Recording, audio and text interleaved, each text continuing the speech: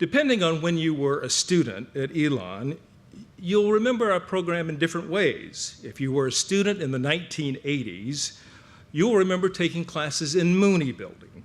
You may have been using a typewriter in reporting and writing classes. Anybody know what a typewriter is? Shooting and editing video on 3/4-inch tape, imagine that. And physically splicing audio tape. What fun that was. I used to teach that course.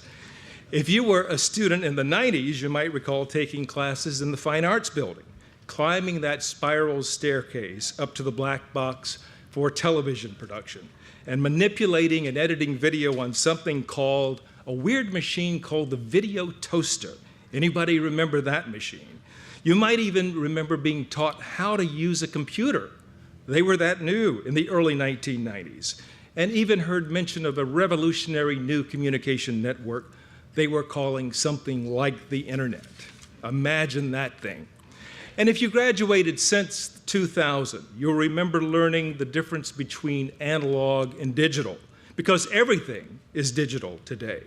Taking writing and layout and design classes in the newly renovated McEwen building, and being required to take an internship, which has really been a huge success for our students. Writing an in-depth research and analytical paper, participating in campus media, and interacting with our professional advisory board.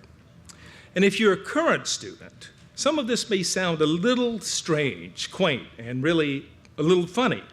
But let me assure you, all of this has been moving extremely fast, as some of our older alums can tell you. And now we're creating memories in this place for students today. We're streaming, we're posting, we're hashtagging, we're tweeting, we're Snapchatting at your own risk. And we're producing content for screens where we're zooming and we're pinching and we're swiping. Just imagine the memories that we will be creating for the next generation of communication majors in our new building complex.